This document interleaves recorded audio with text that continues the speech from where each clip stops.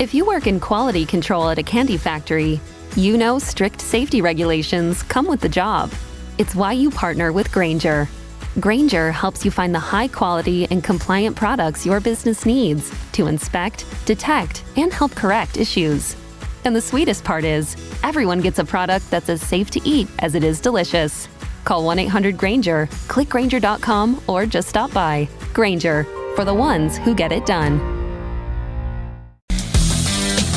A warmer for the low. Welcome to lovely Las Vegas for Coast to Coast Hoops with myself, Greg Hoops Peterson, now part of the VSiN Family Podcast. We've got an excellent podcast for you as we're going to be joined in a few minutes by Ryan McIntyre. He does such great work over at the Sports Gambling Podcast Network. We're going to be chatting with him about what we've all seen over the last week and a half or so in terms of Big 12 teams. He does a great job following all things West Virginia. With Russ Hodge coming in, he's been able to bring in some relatively good pieces. He's been able to do a nice job, be able to get West Virginia set for the upcoming season. We're going to be talking about that. We're going to be taking a look at the entirety of that conference and just what he's been noticing in the transfer portal, just how much mayhem, how much craziness there's been out there as well, and so much more. So we're going to have a great time chatting with him in segment number 1 here in the next few minutes. And then in the final segment, we don't necessarily have the world's most rambunctious amount of news and notes from college basketball from Sunday, mainly because it was both 420 and it was Easter Sunday. But that said, we do have a few news and notes to be able to hit upon with you guys. And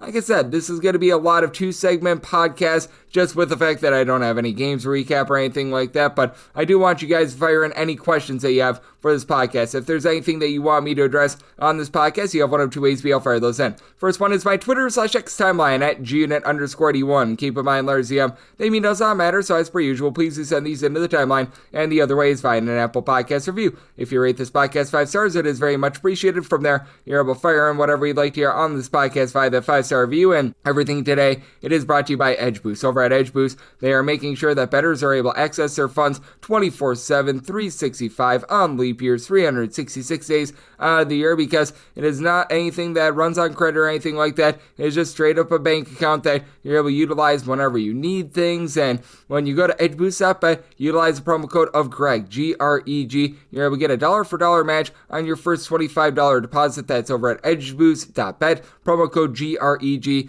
Now let's talk with our good friend Ryan McIntyre. He and Kobe Dant do such a great job over at the Sports Gambling Podcast Network with the show, The College Experience. On top of that, with Ryan, he does a great job with the Ryan and Rush show as well. Wealth of knowledge when it comes to college basketball. Man, that has been in the game. I know that he was on the staff of both South Carolina and West Virginia back in the day as well. And you're able to follow him on Twitter/X at Moneyline_Max, spelled M-A-C. And Ryan, we are recording this on Easter, so happy Easter, and thank you so much for joining me. Greg, I appreciate you having me. Unfortunately, we got a long way to go to November. Yes, we certainly do, but we have also a long way to go in terms of these transfer portal moves as well, because as we are doing this north of 2,270 players in the transfer portal, and I mean, just how do you go about trying to be able to gauge all this? I feel like I've asked you before, but I feel like it might need some adjustment with this being even bigger than what we saw last offseason, because we've already eclipsed the amount of people that we saw enter into the transfer portal last offseason, and we still have about a week plus remaining for these guys to be able to enter. Yeah, I feel like it gets more wild every single year that we do this. It feels like a bigger name hits the portal every single day. And like you said, there's still a week to go. And I hope some of these programs save some of their money so that they can get some of these guys on the back end. Absolutely. And I mean, maybe I'm out of line in thinking this, but should we just assume that everyone's in the transfer portal until we hear that they're coming back? Because I think that would be an easier way to be able to track these guys, to know who's actually coming back, versus trying to list out everyone in the transfer portal. Because if I'm doing the math correct, we've got more guys in the portal that are actually than our guys that are not in the portal right now. Oh, absolutely. And that's why I thought it was hilarious with Braden Smith that they did the image of him coming back, the announcement. Honestly, we should probably report the guys that just come back to school, because they are in the minority now. It's just such a wild time in college hoops. I know we talk about it every single time we do this show. Like, if you're coming back to school, you're in the minority. But I will say the teams that bring back the most and have some continuity usually end up faring well. We saw it with 3 out of the 4 Final Four teams having a lot of retention from the previous year. Yeah, no question about it. And I do think that that leads into an interesting question as well, because there are two schools that really stand out to me that are going to be bringing back quite a bit. Purdue, because you mentioned it with Braden Smith, have to figure that Fletcher Lawyer, guys like that are going to be back in the fold. And they had a really nice add in Oscar Clough as well to be able to shore up things down low. And then Houston, because they've got really good chemistry as well. Are there any teams that have stood out to you outside of those two that are really bringing back a ton? And I feel like this should be a pretty simple question to answer, but I don't know about you, but other than those two schools, I don't see a lot of teams that are bringing back a ton other than maybe like a Towson closer to your neck of the woods. Yeah, those are the two, and I think those are probably the two best cultures in college basketball now, Purdue and Houston.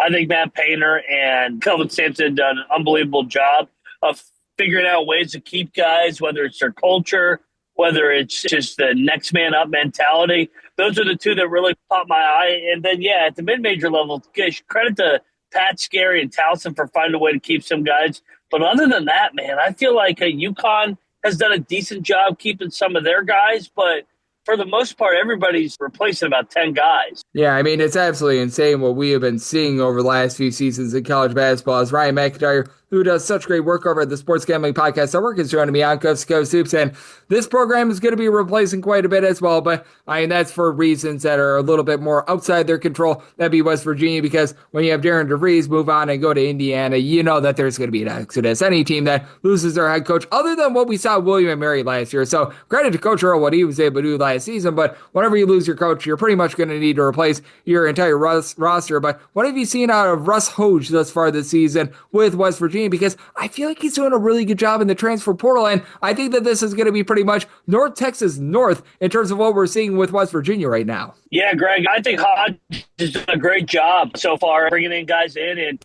I like the guys that he's brought in because he's brought in guys from winning programs. Chance Moore, 6'6" wing from the Bonnies. They've always wanted a consistent level with Mark Schmidt. And then he brings in a couple of his guys from North Texas as well, and Jasper Floyd at the point, and then Brendan Lorient in that kind of 3-4 glue guy. But then you also look at it, NIT name that we loved was Honor Huff. He brings him in as sharpshooter. He taps into Troy and Wilmington with that, and Jackson Fields, the 6'7", 6'8" kind of athlete, glue guy as well. And then the big fellow from Wilmington, Harlan Obiaya. I just think that you look at it, those are four programs that had a lot of winning over the last couple of years, and I value guys transferring up that do come from these winning programs. And I'm so glad that you mentioned that with Chance Moore as well. How excited is he going to be that he doesn't need to play all 40 minutes this year as well? Because that's one thing that I've noticed with St. Bonaventure and the fact that they've been sort of the program that they have. Because with Dr. Schmidt, I think that he does a tremendous job of coaching up the X's and O's. He's a good man in general that knows what he's doing in college basketball. But that's one program in St. Bonaventure that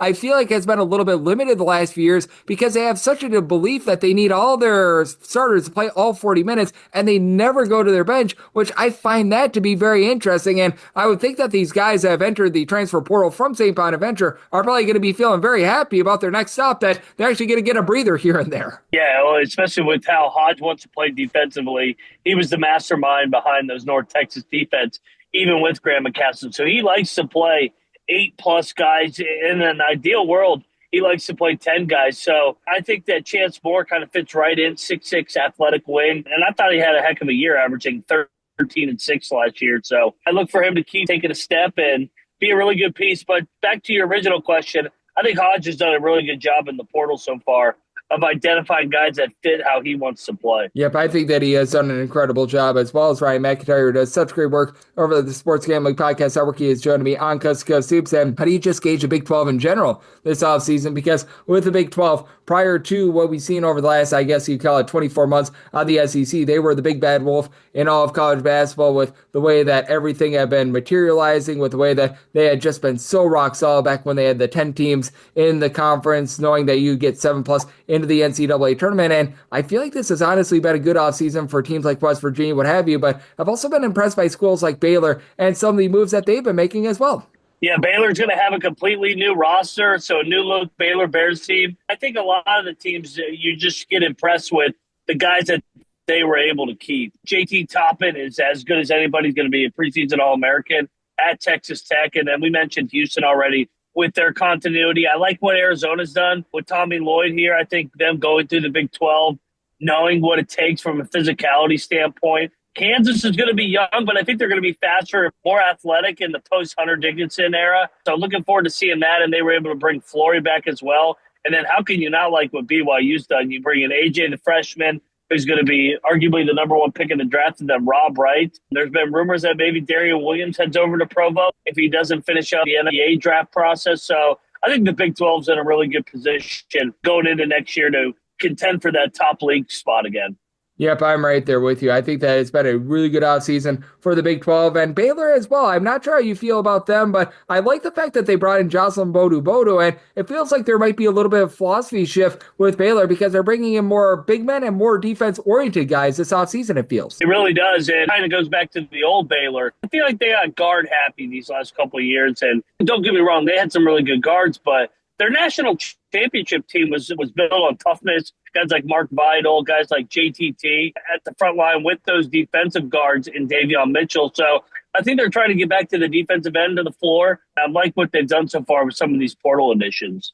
Oh, I'm right there with you. As Ryan McIntyre does such great work over at the Sports Gambling Podcast Network, he has joined me right here on Coast to Coast Hoops, and I think that that's very vital for them as well. And what I think is going to be very intriguing in terms of these Big 12 teams as well as some of the teams that may be disappointed in the past season or two, because I actually do like what Utah has been able to bring in the transfer portal as well. They've got a new look. They hire around a coach in the offseason as well. So I do think that bringing back something like Keanu Dawes, being able to pair him up with something like a James Okonkwo, I think that that's going to be working out relatively well for them. But I think that Kansas State might be one of the biggest wild cards in the conference this year. I want to get your thoughts on them because we know that they've got a lot of NIL money to spend. We know that Jerome Tang is able to get the most out of a team with the way that he was able to go to an Elite Eight in season number one, but it does feel like a little bit of philosophy shift for them. They haven't gone after so many of these flashy names. They've went after Tariq Smith, Abdi Bashir Jr., along Kamari McGriff, two relatively solid players, but no guys are going to be sitting here like, oh, that's a top 10 guy in the transfer portal and everything like that. And I think that's going to be really interesting to see what they do this offseason because there's obviously a lot of holes with Kansas State. And for Kansas State, I feel like there's a lot of upside if they find the right guys. But at the same time, last 2 years, it just did not materialize for them. Greg, I would say Kansas and Kansas State both, I think, have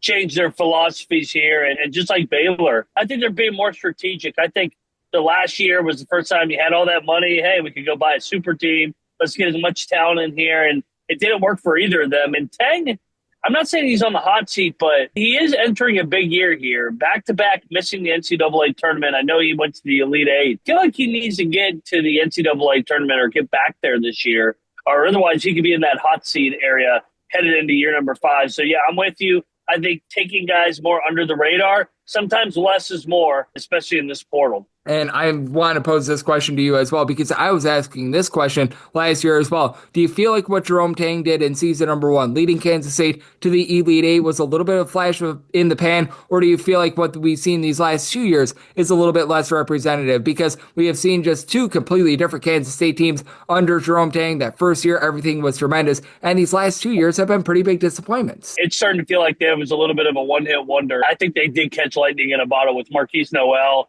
being able to play at such a high level. And then Keontae Johnson wasn't even supposed to play. He beat that heart attack at Florida, that COVID year. That was a scary scene. He was able to come back. And there was questions how much he could really contribute. And he ended up being an all-league guy. So I think they did hit a little bit of lightning in a bottle, but they need to be much better than they have over the last 2 years, or he's going to be looking for another job. Yep, I think so as well. I think that that's going to be a very interesting scenario to be taking a look at in general. And I know you and Kobe on your podcast, you do a tremendous job with your coaches series, which I'm sure that you guys are going to be getting that gas up within the next few months, because right now with regards to these coaches, it's a little bit difficult for them in April because they are right now providing the news that we are getting right now in terms of the transfer portal. They are trying to recruit 100 billion guys in the transfer portal. But just in terms of some of these coaching moves, we've talked about a few of them here in the offseason. Is there one or two that you want to highlight that you feel like have went a little bit under the radar? It could be a power conference team, it could be a mid-major, what have you, but is there a coaching situation or two that there's not a lot of people talking about that you feel like deserves a little bit more love than what it's getting? Yeah. We haven't started the coaches series yet because they're a little bit busy right now trying to fill out these rosters. So we'll get them on starting in May once we have a little bit of confirmation on what these teams are going to look like. I think Brian Hodgson was a really good hire by South Florida. I think he did a great job at Arkansas State in 2 years. He comes from the NATO stream. And I just think that he's a rising star. And I think that South Florida was searching for their identity post Abdur Rahim, rest in peace. I think Hodgson's a guy that can really get this program going, and he's already done a good job in the portal, beating out some of the high majors for some of these guys. And I just think he's going to get some talent into that program. And then another one, I mean, I think everybody kind of likes this one, but he's still under the radar, I feel like, is Ben McCollum. I mean, what he was able to do at Drake last year was phenomenal, and now he comes over to Iowa. He's from Iowa City. This is home for him. So I think this is a really good fit, a really good marriage. Happy to see guys like Bennett Sturts following coach to Iowa City. So I'm looking forward to seeing what these new look Hawkeyes look like. Yeah, I am as well. It's going to be a different looking Hawkeyes team. There's no question about it. They go from a team that was playing, well, not a lot of defense whatsoever, to a team that might actually play a lick of defense this season as well. And Fran McCaffrey being at Penn. I'm not sure what you think about that, but I think that is going to be a very, very interesting to say the least. And that could go either really, really good or really, really bad with not a lot in between, in my opinion. I like it because McCaffrey wasn't a big portal guy. And if you don't want to be a big portal guy, then go to an Ivy League school because they don't really do the portal that much other than they lose kids in the portal. So I kind of do like McCaffrey going back to his roots here for one last run in the Ivy League. It's going to be fun to watch. It certainly is going to be, and how angry he gets on the sideline, that is always some good, clean family fun as well, because they've got the Franometer, where I think that is like neutral state is him being very, very angry. So that's always a lot of fun to take a look at, but we can never be in an angry mood when you're aboard, Ryan, because you're a ball of energy. You do a great job gauging this great game that we all love of college basketball. Love the good people at home. Know it's all on tap for you, and how people can follow along on social media and other platforms. Yes, sir, Greg. I always appreciate you having me on here. Find me at Moneyline_Mac, bringing down all this portal, chaos, madness, whatever, mania, whatever word you want to use, over there at the College Experience every single night. And we've started football previews here in a little bit as well. And the Mountaineer fans, the Ryan and Russ show is the place for you. Absolutely. And we're going to go with Portal Combat to utilize a line from our good friend John Rothstein. Ryan, he does such a tremendous job gauging it all. And every single time he joins me, he lends such great insight. So big thanks to Ryan for joining me right here on Coast to Coast Superstar, part of the VC Family Podcast. Coming up next, let's give you a recap of the news and notes we saw in college basketball over the last 24 hours. If your job at a healthcare facility includes disinfecting against viruses, you know prevention is the best medicine. And maintaining healthy spaces starts with a healthy cleaning routine. Grainger's world-class supply chain helps ensure you have the quality products you need when you need them. From disinfectants and cleaning supplies to personal protective equipment, so you can help deliver a clean bill of health. Call 1-800-GRAINGER, click Grainger.com, or just stop by. Grainger, for the ones who get it done.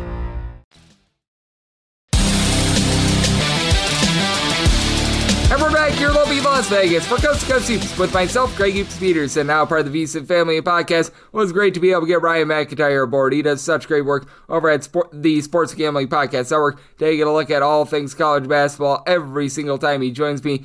He lends such great insights, and he did so once again today. So a big thanks to Ryan for joining me in the last segment. Now it is that time of the podcast. I give you a recap of the news and notes that we saw in college basketball over the last 24 hours. This is a really good ad for VCU. Tyrell Ward is someone who's a former top 50 recruit. When he last played over at LSU during the 2023-24 season, missed all of last year due to injury and off-the-court issues. He was averaging 9 points per contest, shot 41.5% from three-point range. He's going to be adding on over to VCU, and for VCU, I am very impressed by what this team is doing in the transfer portal. You've got the younger Martelli, Phil Martelli Jr., who's been able to add some really nice pieces to this team, and I do think that the sky is the limit for this team out there in the Atlantic 10. They're bringing in Barry Evans along Keyshawn Mitchell from Bryan. Brandon Jennings is going to be retained. Ahmad Noel is a former top 75 recruit. Jaden Tracy is going to be coming in as well. Another really good get for VCU. We will see how things continue to just matriculate in the transfer portal for them, but so far, very, very good there. Josiah Hammonds, he was over at Sam Houston State this last season, 38% three-point shooter, was able to give the team 6.5 points per contest. He has decided that he is going to be going on over to UIC and the Flames, and for UIC, it's been a little bit of an eclectic mix of different guys. I think that it's going to work out for them. I feel like UIC has really been able to take some nice strides forward under Rob Hassan, and they've got a nice mix of guys like Abdul Mamoa, really good defensive big man from Central Connecticut is coming in. Mekhi Lowry, he was over at Towson, rock solid defender. Now you get a little bit more of an offensive piece in Ammon, so that's something that I do like to see, and I do think that they've got some good balance there. You got Will Batchelor, he was over at Holy Cross this last season. He was a starter during the 2023-24 season and missed all of last year due to injury, but when he was playing 2 seasons ago, he was able to shoot 38% from three-point range, log for the team about 8.5 points per contest. He is heading on over to Stone Hill, and it does feel like this Stone Hill team is starting to take some strides forward. They were at the Division II level a few seasons ago, so they're trying to get things right in terms of NIL or what have you. They've got Radon Tutvik, who he was over at Maine a few seasons ago, 6'10" big man at Rex Sutherland, who I thought was going to be rock solid at New Hampshire before he went down with an injury last season. So they've been able to make some nice adds there, and that's something that you do like to see for them. Something else that you'd like to see is this man landing at UNLV, Laji Dembele. Hopefully I said that correctly. He was able to make 21 starts this season, 4.5 points, 3.5 rebounds per game at 6'8". Not really a guy that's going to be a nimble force and pop it from three-point range or anything like that, but still, this is a UNLV team that under Josh Pastner has really been able to do a nice job of hitting the transfer portal hard for UNLV. It's been a mix of just a little bit of everything for them at this point, and I do think that they're forming a well-rounded roster. I don't know who that necessarily go-to guy is going to be, with Dean Thomas being out of the fold, but Al Green being a sharpshooter from Louisiana Tech, Emmanuel Stephen, a 7-footer from Arizona, Dre Gibbs Lawhorn coming in. These guys are very rock solid, so I do feel like things are going in the right direction, and UNLV is adding some relatively good depth. You've got Sir Isaac Heron. He was over at Oral Roberts. He, during the 2023-24 season, was about a 58% shooter. He's able to give you a block, 5.5 points. He's able to pop it a little bit from three-point range. He has decided that he is going to be going to Louisiana Tech. Is he a guy that's going to be like completely elevating Louisiana Tech and taking them to places never seen before? Most likely not, but I do think that this is a relatively good ad for them. I think that he's going to be able to step in right away, be able to give this team a little bit of versatility. He was starting to shoot threes a little bit more with Oral Roberts 2 seasons ago before going down with an injury, but still, this is a man that's going to be very strong on the glass. And with Louisiana Tech, we remember the Bacho man, Daniel Bacho, what he was able to deliver for the team last 2 seasons. So I do like this pickup for them. This is a more ancillary ad for Pepperdine, but Sile Phipps, he was over at Grand Canyon last season, just didn't see a lot of minutes in general. He only averaged about 2 points per contest. He had a little bit of fanfare coming out of high school, but not necessarily a guy that was like a top 200 recruit or anything like that. He's decided to go to Pepperdine. For Pepperdine, I do believe that this program is very much getting a bit more online. They did a nice job bringing in Ed Schilling last offseason to be able to just build a little bit of momentum in general. For Phipps, he's a guy that stands right around 6'1", not necessarily the most amazing shooter in the world. I picture him being a little bit more of a point guard, and for Pepperdine last season, they actually did a very good job with Mo Odom being able to run the point for them. So I do think that there's a little bit of upside here for them. So they're taking a bit of a shot on Phipps. We will see how that's going to pan out, but I do like the attempt there to be able to just fortify things, and I do like this as well. Trayson Eaglestaff, he is heading on over to West Virginia, so that's a big one for our good friend Ryan McIntyre. We unfortunately were unable to talk to him about that the last time he joined, so we're going to need to do that when he joins the next time around, because for Eaglestaff, he's a 6'6" combo player that was over at North Dakota this past season. He was able to give the team 19 points, 2.5 assists, a guy that's able to really shoot it well from three-point range, as well shot about 37% from the outside. There were a lot of teams that wanted him. He had that, I believe it was 51-point performance against Alabama. It might have been the 40-point performance against, I think the 51 came against South Dakota State, but this guy is a very, very nice go-to scorer for West Virginia under Russ Hodge. They've done a really good job of just being able to bring in pieces in general, as you've got coming in with them from North Texas, Brennan Laurent, along with Jasper Floyd. Honor Ruff is a nice shooter that comes in from Chattanooga. Chance Moore, he is going to be able to give you more. Harlan Obiana, all these guys. I really like what West Virginia is doing right now, and they have themselves right now a very nice roster in the works, and this team has a nice roster in the works as well. As I do like the fact that you've got Alvaro Fergulius, hopefully I said that correctly. He's going on over from Robert Morris to Iowa. Iowa doing a very good job under Ben McCollum, and I believe that Ben McCollum is going to get that team playing good, rock-solid defense for our Fulgarius. At 6'9", he does it all. He's able to shoot in the mid-30s from three-point range, 14 points, 9 boards, 3 assists, 1.2 steals, 1.4 blocks, and a partridge and a pear tree. This guy just does it all. This is exactly what Iowa needs in that McCollum system, and I believe that they're going to be very good in the Big Ten immediately. They hired hired on a guy that just knows basketball. They've got a lot of guys coming on over from Drake. As a matter of fact, 5 different guys. Khalil Combs, along with Manny Wu, Bennett Sturts, Tavion Banks, a little bit more of an ancillary guy in Isaiah Howard, but that shows just what a sort of a system they've got. Brandon Housen is able to be a nice go-to three-point shooter as well. So I think that this has been a tremendous cycle thus far for Iowa. So I do like that. Kalu Mading, he was over at Norfolk State this last season, and he was rock solid for them. 7.5 points, 4 boards, a little bit over a block per contest. He's able to do a little bit of everything. He's actually a forward. I think I called him a guard, so my apologies there. He has decided that he's going to be going to Charlotte. For Charlotte, this was a team that was very weak on the glass this past season with Mading. He's not a guy that's necessarily going to be stepping out, popping it from 3, but he was a guy that was able to be very efficient around the rim, shot north of 66% from the floor, so I do like that pickup for them. I do like this pickup as well. Drew McKenna just couldn't see a lot of minutes over at Georgetown this last season, about 2 points, nearly 2 rebounds per contest. He has decided that he is going to be heading on over to Old Dominion, an Old Dominion team that it was rough for them to begin the season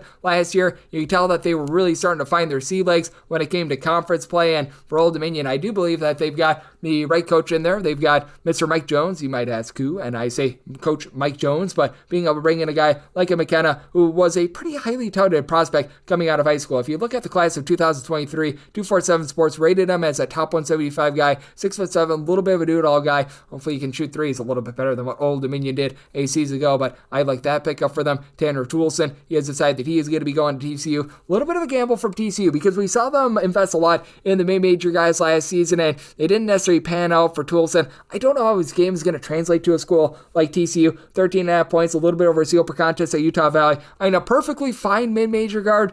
I don't think that he's going to be getting a lot of minutes for TCU. Now, if TCU plans to utilize him as like a number 7, number 8 guy, that's going to be just fine. But in terms of TCU, they haven't done a ton in the portal. Brock Harding, who comes on over from Iowa, he's able to be a rock-solid distributor. And Jaden Pierre, he's a nice go-to scorer that comes in for Providence. But do need to see what they're going to be able to add down low, as well as I believe that they lose Ernest Uday as well. So you do have a few question marks there. No question marks as to what Florida International is getting with this man. Corey Stevenson, 6'6" combo player. He was averaging about 14.5 points, a steal, 5.5 rebounds per game over at Cal State Bakersfield. Meep for the Roadrunners, and meep to the fact that he's road running on over to Florida International. For Florida International, they actually did a better job than what their record would indicate last season. There were a lot of games where they were close, but no Cigaro. It's a bunch that was able to get much better rebounding last season. The offense was actually the biggest issue for them. The defense was able to come along for the ride for Florida International. Just feels like things have been a little bit stagnant in general for Florida International over the last few seasons, but we'll see if they're able to find what they need to be able to take that next step forward. But I do think that this is big for them, as I believe that this is the first move that they made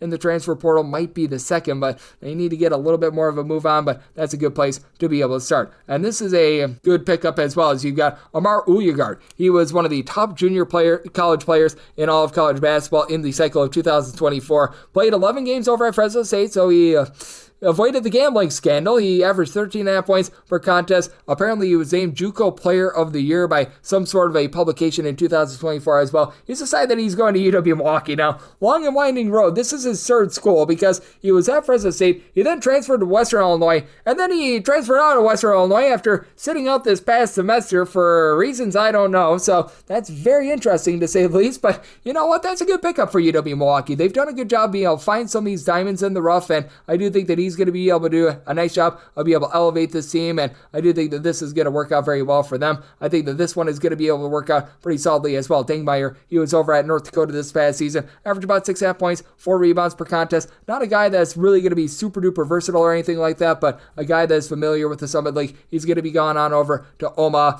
for Dangmeyer. He was always a rock solid player over at North Dakota, spent a few seasons there. I don't think that he's going to be any sort of an elevator, but if you're looking for him to come on off the bench, be able to give you guys a little bit of production, both in terms of scoring and in terms of rebounding front, I think that he's going to be able to do so. So I do like that pickup for them. And then I do like this pickup as well, as you've got UT Arlington getting Sony Hadnot into the fold. He was over at South Dakota State this last season. He averaged about 6.5 points, 4 rebounds per game. Now, he wasn't South Dakota State's like number 1 creme de la creme 3-point shooter or anything like that, but when you're playing in that South Dakota State system, you always have to be able to pop it from 3-point range, and he was able to do a nice job at 6'6" of giving this team a little bit more more rough and tumble on the defensive side of things. Only did shoot about 22.5% from three-point range, so that's a little bit of an issue. But for UT Arlington, they need more defense after what we saw 8 seasons ago, and he should be able to supply that. Tyler Andrews, he was over at Eastern Kentucky this past season, saw about 11 minutes per contest, 3.5 points per game. He began his career over at UMKC. He's heading on over to Bethune-Cookman. Bethune-Cookman has had a really good track record of being able to bring in versatile 6'5", 6'6" guys, get them to be able to perform in their system. They need a little bit more rebounding. Andrews should be able to provide that, so I do like that pickup for them. You've got Gehrig Nomad. He has decided that he is going to be going on over to Santa Clara. He last season was over at Michigan State. He saw a very limited amount of playing time. He only played in like half the games for the team, actually a little bit less than half the games. He played 13 games in total, just was not able to find his footing with the team, but he's a former top 125 recruit. At 6'5", he's got a nice skill set, is able to pop it from three-point range, guard multiple positions from everything that I saw from him coming out of high school, so I do think that he's going to be able to give this bunch a little bit of performance moving forward, so we'll see how that materializes. This has materialized as well. Kansas State bringing in Nate Johnson. For Kansas State, you can tell that they're bringing in more mid-major guys, less splashy names, but more stake. We were talking about this with Ryan McIntyre in the last segment, and I do think that this is going to be a nice add for them. He, last season in the MAC, gave the team 14 points, 3.5 assists, 1.7 steals per contest, has been able to go to an NCAA tournament in the past, more than what we could say for most of these guys on the Kansas State side of things. Not a guy that was really able to pop it from three-point range overly efficiently, but you know what? He's going to be able to check a lot of boxes, and this is going to be a Kansas State team that plays much better defense than they did a season ago. And then you've got Vincent Delano. He was over at Portland this last season, part-time starter, averaged about 5.5 points per contest. He has decided that he is going to be going to Northern Colorado. Northern Colorado, he's known for not playing a lot of defense, and Portland, well, they did not play a lot of defense, so he'll very much fit in there. But as we know, Northern Colorado, also known for very efficient offense. Guy that only shot about 25% from three-point range, so he's not going to give you a ton there. You're probably going to need him to be a little bit more of a primary ball handler. I do think that he might have that in his bag, so we'll see what sort of a role he's able to find with Northern Colorado. But he is a kid from the great state of Arizona. As we know, it is a very spread out conference that Northern Colorado plays in as well, so I think that that's going to suit him well, and hopefully this podcast is suiting you well as we're looking at all that we're getting in college basketball, getting you set for what will hopefully be the greatest season ever in the 2025-26 campaign. And if you do like hearing from this fine podcast, Go Soups,